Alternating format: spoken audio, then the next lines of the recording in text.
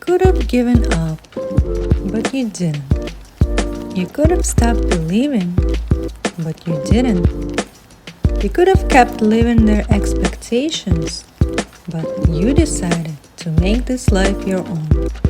And in turn, you're here. Hello, everyone. Today we're meeting Ahmard Vital. He is a motivational speaker and author, and also the coach. Hello, Ahmard. How are you? How are you doing today? Thank I'm you. well. Thank you for having me on. All right. So let's start a conversation with diving into your story to becoming the person you are today. So, what led you to discover your true passion in life? How did it start for you?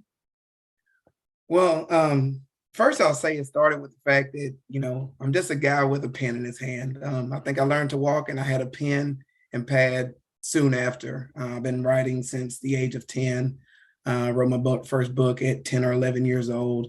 Always been in journalism and things of that nature. So I've always been a core. No, before all of the things you see online on my website, I was just a guy who loved to write. Went through journalism through high school, editor of my newspaper, went through major in journalism in college while playing football. And it carried on. I learned how to do photography along the way. And then I graduated and did what? Went to work at a community newspaper, covering sports and news in Northwest Houston area. And then somewhere along the way, I just decided that, hey, I wanted to change course and go into a little bit more deeper into sports. So that's when I started doing work with Fox and Scout.com and Rivals and different organizations like that. And so I started getting in front of the camera as opposed to just always being a writer. And of course, the beautiful day happened, in 2011 when my father had passed or whatever. And that was around the time when I was writing Awaken the Baller Within. And that book had just come out and I was supposed to meet up with him obviously that weekend and he died before then. And so here it is, I have a book and what do you do with a book? It's like, I want to sell it. And so someone's like, the way you sell a book is to go speak on it. I was like, oh, okay, if that's the plan, let me go, find a couple of places to go speak. And so I remember my first gig was a coach who bought 80 copies of my book for his football team. And I did my first keynote in front of him and I was just wild. I was all over the place. I probably didn't have much structure to it, but it led me to where I am now. And of course, now I've been to 4 or 5 countries and spoken, and it's been a great run. But all of it started from just having a pen and pad in my hand. Wow, yeah. And it's been a long journey for you. And like you said, it started with you working, started writing first and then being in the football, like exercising with a team. And then you found your way as being a coach as well. So you kind of learn what kind of, I would say, type of habits that athletes would use on a daily basis to become better performing. And as along the way, you kind of gathered that information and you found that for others to share, there is some type of patterns or something similar in those athletes that they've been using that brought them to the place where they could perform at their best. So if we can dive into more of, like top, I would say, habits that people could start doing on a daily basis to set their mindset for success, what would you advise them to start with? I would say, let's pick like top 3 that come to your mind and you would explain why they're important and how it's gonna help people, in the long term. Yes, and I would say I probably would go somewhere a mixture between obviously my first book and my most current book. And I would say the first thing you need to do is, evaluate where you are, right? Like self-awareness is a huge thing that we need to embrace as people, as a society. Like look around at your current situation. Napoleon Hill would call it taking personal inventory. I use that as well many times. Like just assess, like look around, look at all areas of your life, look at your, spiritual, financial, emotional, financial, and just start looking at professional, like look at your whole totality of your life. What you do from when you start to when you go to bed at night, what are the actions you're taking, and just see where things are. Do a check. Where are we and where are we trying to go? So first and foremost, you need to see where you are. And then if it's not what you want, then hey, why don't we decide what do we want? A lot of times it's like, people come to you and say, hey, man, I want to make more money. And I flip them a penny because you haven't defined what more is. And so we need to decide we need to reflect and decide where we are and where we're wanting to go. And then, of course, now you have to put some legs under it and say, what's the plan? How do we get there? Right? It's looking around at what's the best course from point A to point B. And obviously, this is where the possible and probable comes in. And a lot of people, if you get a little too idealistic, sometimes you'll be stuck in a rut because, I'm not saying people shouldn't set big goals. I want you to set big goals. However, currently where you're like my goal, I've always wanted to be an astronaut. I want to go into space. Possible, not probable. There's a lot of things that need to happen before I'm going to get into a spacesuit, all of the courses it would take to do that. Meaning the trade-off doesn't match up with what I want to do. So let's get between possible and probable. And then that's when you start putting your plans together about a course of action that's going to get you started. And of course, I'll say the third and final point would be to pursue whatever that is with a relentless pursuit. I'm talking burn the ships, get after it, put it on paper and decide this is what I'm going to do. And it's almost like you have to put the or else in front of this, meaning I will do this or else, right? Because you don't want to give yourself too many backup plans, too many alternatives or whatever, because that just gives you an open door to, I don't want to say failure, to more so quitting on the idea of what you are trying to do. So I would say that would be the things that I would start off with as far as people, reflecting and deciding, putting together a plan for it and pursuing it with every fiber of your being to push forward and make something happen. Right. I think a lot of times people don't know what they want. So first, like they need to figure out what exactly do they want and be specific. And like you said, knowing that it's not just something like you said, like astronaut, but some type of, I would say, goal that you can achieve. And again, it takes some, first of all, it takes a decision. You have to say to yourself, you have to be honest with yourself, if that's what you want, are you ready to do whatever it takes to get there? If the answer is yes, then those are the steps to, you have to take to get where you want. But you have to be consistent. You have to be all in. You don't have to be distracted from where you're going, because nowadays with a lot of technology, social media, people are distracted and they don't know what they should focus on, right? And they lose their focus along the way, and then they wonder why they're not achieving what they want. So we need to be mindful of what matters and how to get there. And there are practices that helps us to kind of be present and always see that goal, in front of us, and try to, not to go from our way, but just following that path. And a lot of times I think everybody needs a mentor or like a coach, somebody who's been there, who knows the way and who can guide you, who can help you achieve what you want. What are your thoughts on that? You're absolutely correct. We don't do anything alone. I know this new kind of societal movement, it's all me. I did this on my own. I'm a one-man show. I'm a woman boss doing it on my own, and I can do all the things. It's like, no, we need community. No one does this alone. And yes, not only would I say you need a mentor, I think you need a counsel.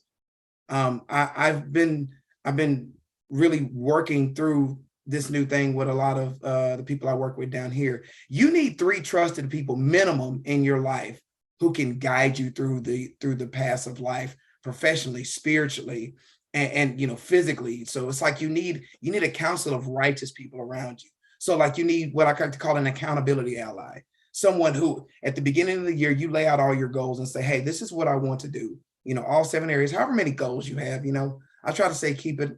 I do a top 7 big 3 with mine. So that comes out to 21. So, you know, you got your physical, mental, spiritual, financial, professional, and it's like you put 3 goals for each of them. And so you turn that over to an accountability ally and you have a conversation. Now, choosing an accountability ally is important. And I would say there's a little bit of criteria you need to do when it has this. You need someone who loves and cares for you, but doesn't idolize you. And what I mean by that is like, they love you enough to tell you the truth. Like not somebody who's like a fan of yours, someone who's a trusted advisor, someone who can pull you aside and say, hey, you're not getting this done in the right way. Because if they're too much of if they like you too much, they won't tell you the truth when you really need it. And so an accountability ally holds all this stuff and holds you accountable, saying like, hey, where are we on your physical goals? Where are we financially? You know, where, you said you were going to pursue writing this book. What chapter are we on? Where are we in the process? Are we in the editing process? Whatever that goal is, the accountability ally can keep those things together. And your other 2 people are just trusted people who can just help you with life. Maybe it's somebody from a profession you're looking to pursue. Maybe it's a pastor or a deacon or someone at your church who, you know, someone you can connect with when life gets stressful and you need some prayer, you need someone to connect and guide you through things. But I would say 3 people minimum you need in your life. And technically you want someone who's older than you, right? If you're in your 20s, you want someone who's at least 35. If you're in your 30s, you want someone in their 40s or 50s, right? You want a counselor. Now, if they're a leader in your industry, then maybe you can play around with that age a little bit more. However, you need people who are smarter than you. Right? Like that's the main thing. It's like not so much you don't want to be around people who are your equals, but when it comes to get advising, you want someone who's blazed the trail where you've not been before. And so you need someone who's been in the trenches, have done the work, is extremely successful and can help you through this thing. And obviously this is many areas of life. Like I said, you want someone to be able to take care of all. That's why you need a group, because everyone's going to have a different specialty. Like for me, I have someone who helps me with my business side of things. I have someone who helps me with spiritual, but also can dip into business. I have someone who can help me put together my contracts to be able to put some things together. I have someone who helps me with my physical fitness from a personal trainer standpoint, even though I train myself. You know, a trainer has a trainer. Shocker. Life coaches have coaches. And so that's how this works. But you need a council of people around you because no one does life alone. You need community.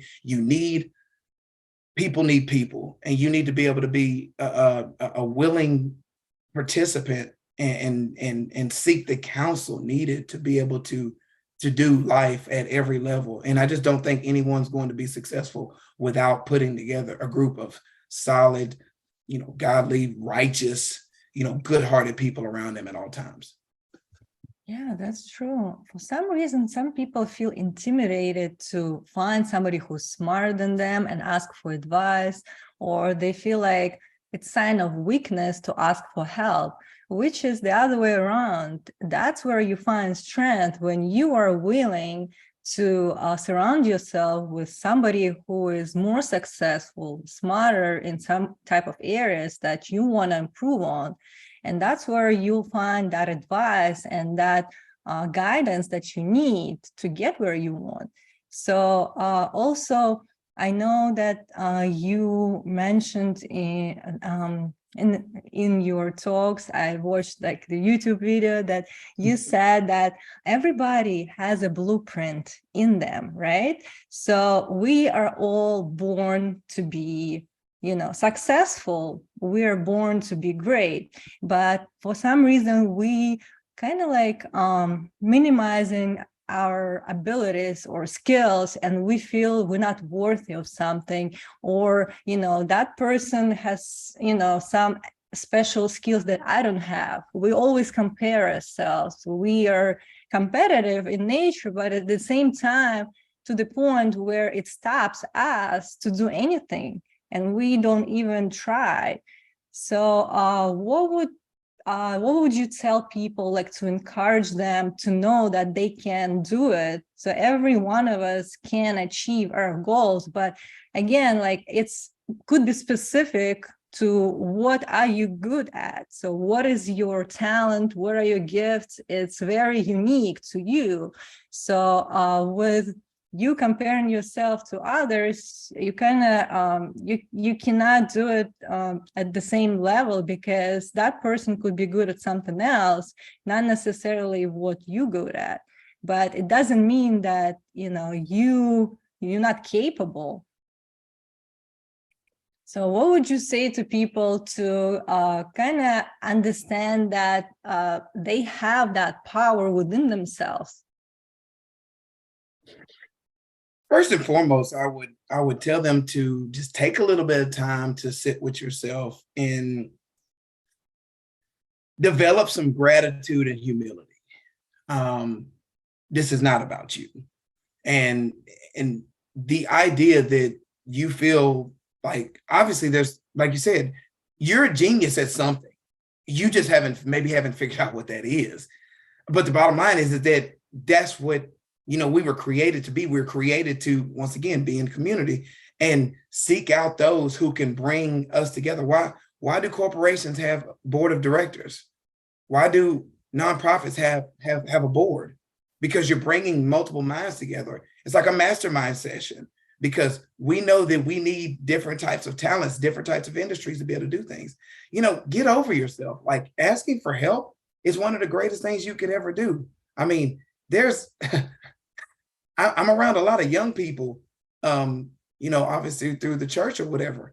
I'll go to some of them and be like, hey, this little social media switch, what does this mean? Because they've been working with that switch since they were like 5 years old. And I started at 30, right? So they're a genius. They know more about that, and they can help raise my profile with that. Or better yet, why don't I hire them to be able to take care of some things for me? To ask someone is one of the greatest things you can ever do. And one of the worst things you could ever do is compare yourself to somebody, because they're not you, right? You bring a certain set of skills, right? Someone asked me recently, like, what in your life do you regret? And I said, nothing, because I needed all of what I've been through to create the person who's sitting on this podcast with you. Like, had some things not happened 10 years ago, I might not have developed the mental muscles to be able to be on a podcast, like, in turn. Like, I mean, this is all part of a larger thing. And so when we step out of ourselves and live with more gratitude and humility, then we go to people as a willing vessel and say, hey, pour into me. What information do you have that can help me be better?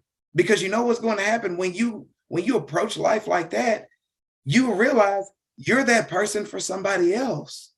And that's how we all live together, and how we all grow together, and how we all win together. We all need each other because everyone has a different set of skills. I mean, I know I said 3 earlier, but like, I'm probably going to up that to 5 here pretty soon, because the business is expanding, and I need different types of people to do things. I need more tech people, right? I need more marketing people. I need different types of services out here to be able to make this thing happen, because I don't know what I'm doing when it comes to certain things. And it's okay to say, hey, I'm a little lost here. Can someone help me on the right path? Trying to figure things out on your own is going to, put you in some really rough spots. So swallow it, take a deep breath, and ask for some help, because we need it.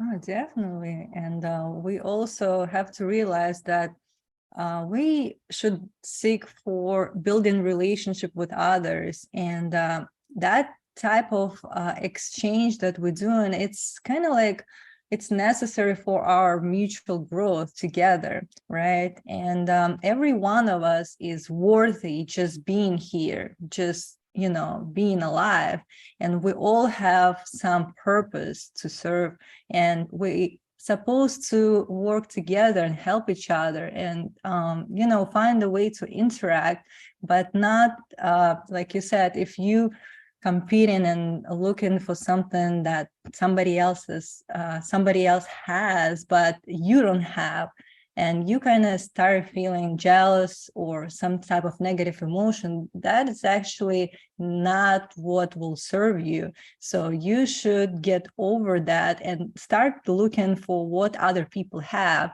Just focus on what you want. What is that your desire and your passion is, and try to find a team of people that will help you to achieve that goal. That's the most important thing. And again, with gratitude, being appreciating what you have right now. Okay, maybe you don't have everything that you want yet, but with what you have now, with what's available to you, you can achieve and get where you want. So you have to appreciate what you have today, here, right now, and try to be present, because in the present moment, that's where your power is. That's where you can change things. That's where you know where you should go. And like you said, being humble and that humility, that willingness to ask for help, that's what will get you to that next level as well. So we have to be all mindful and know that we are here together, and we help each other. But some people just, I guess, they being stuck in that negative thinking cycle sometimes, and it's hard for them to kind of break that pattern. Like they feeling stressed, anxious, or depressed. Could be anything that prevents them from having that mindset to like look into the future. Sometimes they feel like they're so lost that they don't know what to do. So I feel like some kind of mindful technique, like let's say meditation, it could help sometimes to bring themselves to the present and to realize that everything that you want is here. Do you have any advice on how we can achieve that, mindfulness, like in the present moment? Anything that you do for yourself, let's say? So yes, I do. I have a morning ritual I do every morning that I've adopted. Of course, first thing I do is make up my bed as soon as I wake up, whenever that happens. I mean, sometimes waking up is not as easy on some days as others, but the first thing I do every morning, like clockwork, is make up my bed. The first thing I pull out is my Bible, and the second thing I pull out is my men's devotional. I have a 365-day men's devotional that I read every morning. It's got a little excerpt, has a scripture in it, and so I read the devotional. I read my script, I read my Bible from the scriptures from the devotional, and then I go into prayer. I pray for obviously everything, like, hey, that I go into gratitude first and foremost, like, thank you for the present moment. Thank you for my next breath. And of course, then I'm grateful for what the word spoke to me in my devotional at that time. I'm thankful for my family. I'm thankful for my church family. I'm thankful for my clients. I'm thankful for my coworkers. And so I pray for all of them as well. And then of course I close out with saying, thank you for life. Thank you for the word. Thank you, Holy Spirit, for like protecting my home, protecting everything about me. Everything good I have is from you. And then I close out. That is what I do every morning. The first 15 to 20 minutes belong to God. That's my practice every morning. And running late doesn't matter, because to me, without that, there's no purpose to life. Life comes from our Creator. And I want to be grateful for that every morning, which is why I stress gratitude so much. But gratitude comes from your Father. That's number one, but before anything starts. So if someone doesn't have a practice to where they're showing gratitude, they're grateful for the breath that they have, the life that they have, regardless of how rough it is. If you're not grateful for that, you can't be given more. More is not coming to you if you won't be grateful for where you are currently. Mm-hmm. I mean, there's no other way. people can try to skirt around this all they want. The bottom line is, if you don't wake up in gratitude, in prayer, and connecting with God in whatever way you see fit, it can be through worship, it can be through, through praise. Choose that. But the bottom line is that gratitude, that humility, that thankfulness must happen on a daily basis every morning. Otherwise, you're just running through life like a boat without a rudder, without an oar, without any way to control yourself. And that's the reason why a lot of people are stressed out right now, because there's nothing bringing them to the reality that, like, hey, this life is not about me. This is bigger than me. This whole thing. Use me, right? People are like, well, what do I need to do? And this may be diverting a little bit off of your question of the practice, but it's very important. Yeah. Anyone out there who does not have a service-oriented heart is not going to be successful. If you don't have a service-first heart and mind, you will not be successful. You mentioned something earlier. You said when you're talking about what do people have, and that's absolutely great when it comes to connecting with other people. But also, what do people need? What do they need? What do they need that you can provide? Because everybody has something, regardless of how you want to look at the tithing, but the either way is the best of you is supposed to be given away. Mm-hmm. The best of you is supposed to be given away, because this is not about you.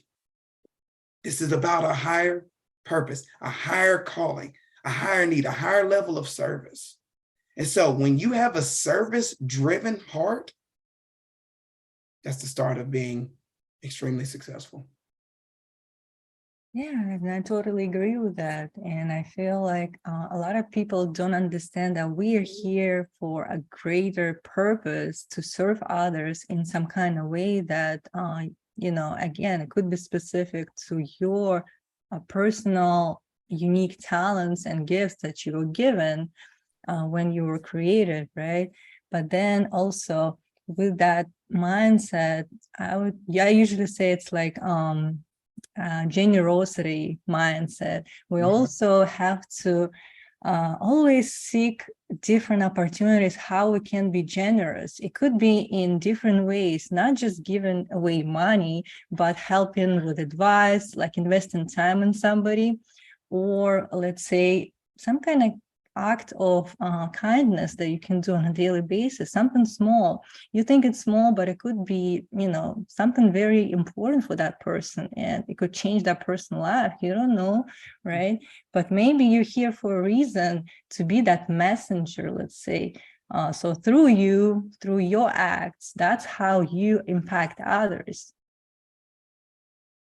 And that should be the focus for everybody, to find that sweet spot for themselves where they could be their authentic selves, but also find a way to impact others through their different acts that they're doing, and maybe their career or some kind of opportunities that will come to you. Again, like once you start going to that direction, you will see that you will get in support, and different people that you meet, different opportunities, and it's just naturally come your way, and it's for a reason. You have to embrace them. You have to be ready to give, and to be that person with that generous mindset, who want to help people, who, again, like, and it's gonna come back to you. It could come in a different way, but it's not like something that would never been accounted for. So it always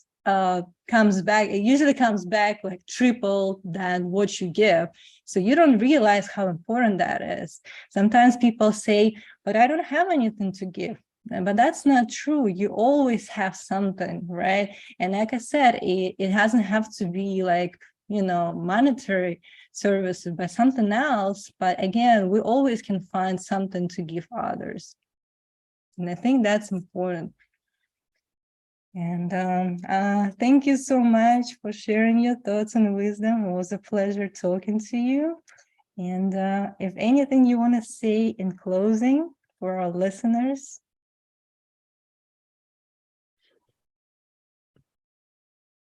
My father shared with me a quote when I was a very young boy, and I've never forgotten it. And I'll leave your audience with this.